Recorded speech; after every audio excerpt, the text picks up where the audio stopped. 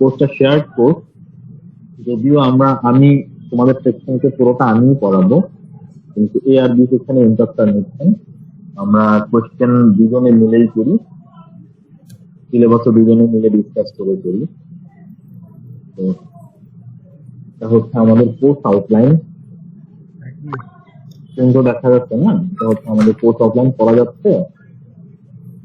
Course outline last সেমিস্টারে যেটা ছিল সেটা থেকে কোনো চেঞ্জ হবে না।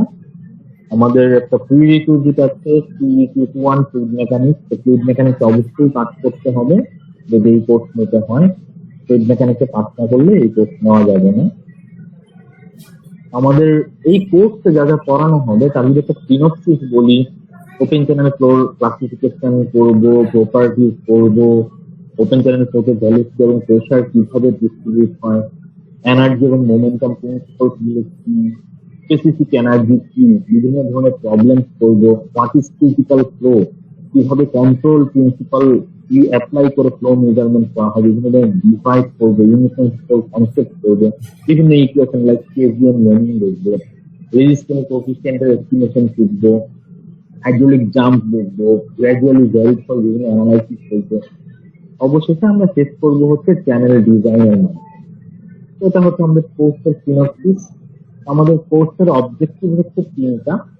প্রথম অবজেক্টিভ, কোর্স অবজেক্টিভ অর্থাৎ কোর্স আউটকাম যেটাই বলি না কেন, fundamental lodge of open channel flow, এটা আমরা ইমপ্লিমেন্ট করা শিখবো।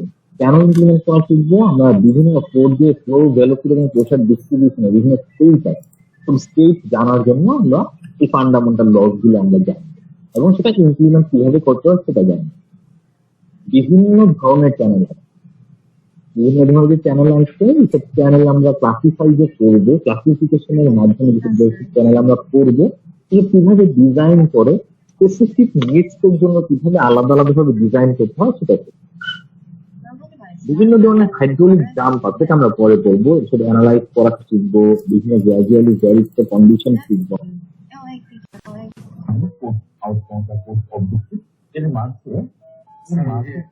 স্যার আমি হচ্ছে বলতেছি আপনার কথা ঠিক মতো শোনা যাচ্ছে, মেবি স্পিকারটা বা মাইকটা একটু সামনে নিলে হয়তো শোনা যাবে।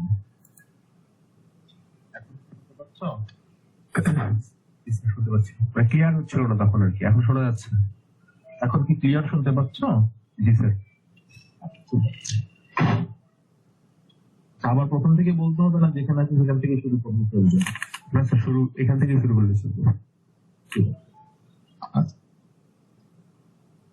তো আপাতত এটাই হচ্ছে আমাদের কোর্স অবজেক্টিভ এবং কোর্স সিনপসিস।